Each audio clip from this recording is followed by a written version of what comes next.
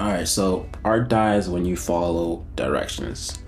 Um, Basically, what I'm trying to say here is, we've all went through the arc where we're online and we're watching a bunch of tutorials on how to do certain things. Usually, this happens when you're learning a skill. So, for example, me, when I was starting out making music and making beats, I started out making beats.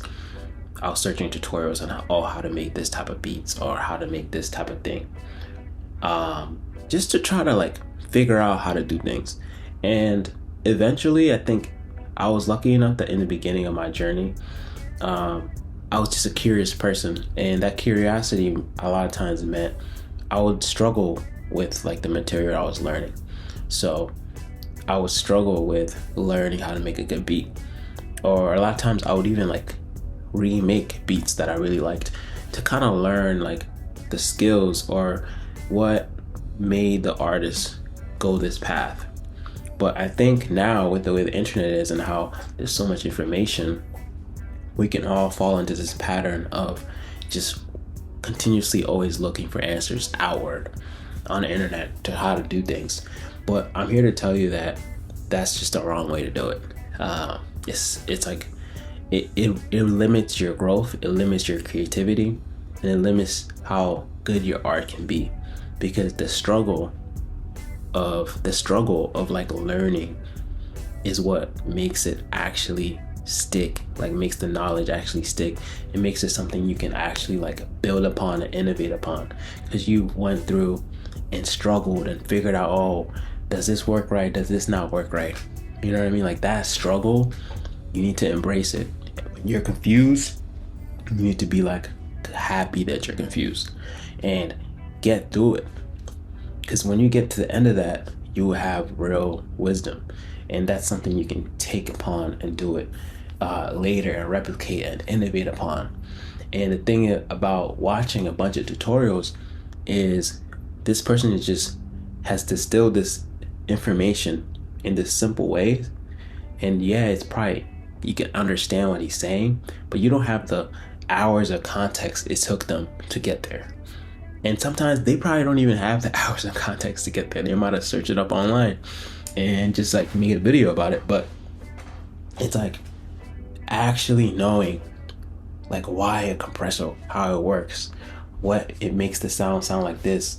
Oh, when you make the release go up, it makes it sound like this. Like that knowledge is much more important than just, oh, it's supposed to be like this because this guy on YouTube said it is, and I just move on and I just use that piece of information without knowing why it works or why it doesn't work, and just keep repeating it.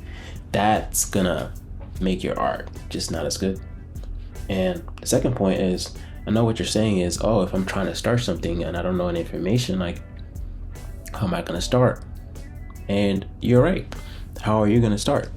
And that's where I think learning the fundamental information is important. Like if you're trying to learn how to make beats, like I was one day, you want to learn the basics of EQing. You want to learn the basics of a compressor. You want to learn the basics of a limiter. Like just the basics. Like what does this do? And after that, you have to struggle with it and fail and fail and fail and fail and be like, why doesn't this sound right? Oh, like when I turn this off, it sounds a bit better. When I turn back on, it sounds bad. Okay, what settings can I change? Oh, it sounds a bit better. Like learning and struggling with it. But like the foundational knowledge, you do need that. But past that, you can just throw it away. Throw everything else away. Once you know the foundation, the only thing you need to do is struggle and learn every time. And also just pay attention to what you like. Pay attention. For example, I'm a musician, so I'm paying attention to songs that come out and that I really like.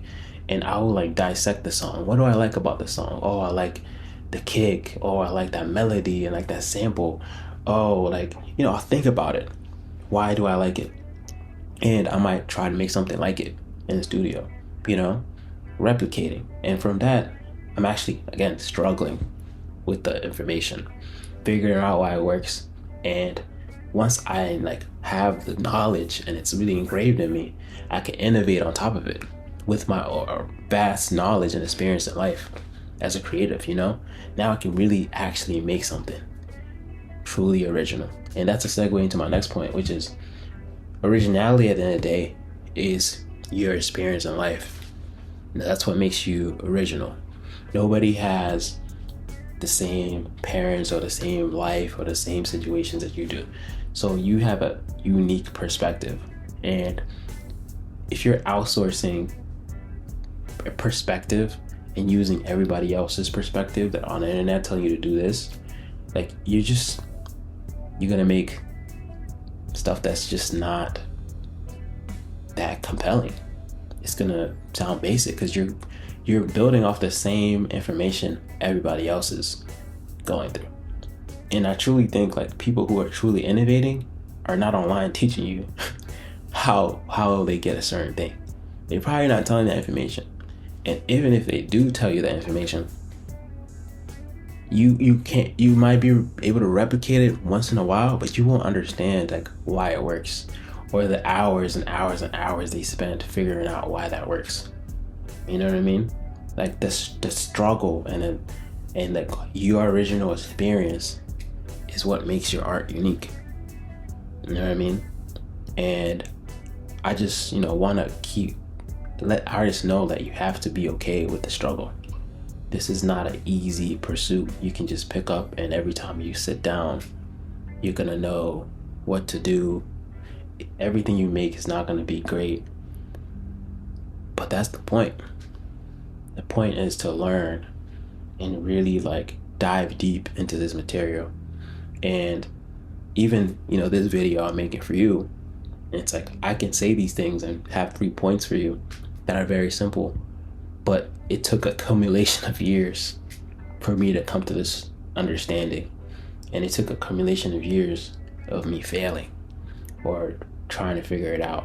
And I'm a person who does a lot of hobbies. I do make music under Rob X, but I have other interests, and I've seen that in other interests where I outsource too much of how to do things to like other people on the internet. Like I really struggle to make anything truly innovative. It wasn't until I just stuck with the basics and struggled that it really became like unique. And this is not saying like if you're trying to learn to do something very specific. I think that's when you're trying to do something very specific, like, oh, I need this reverb effect that sound like this. I think, yeah, like watch a video on that. But like everything else, figure it out.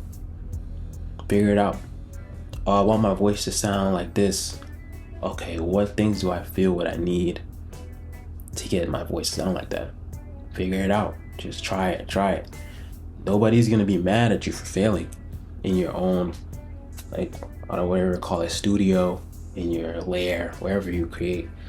That's the whole point, of creating is just the learning and being in the mud. Like all the artists you love, they've been in the mud, and now they can show you a product that seems so effortless, but it took a lot of effort. And I just want to stop, or at least advise you to not stray away from that confusion when you're creating. Like allow yourself to be confused.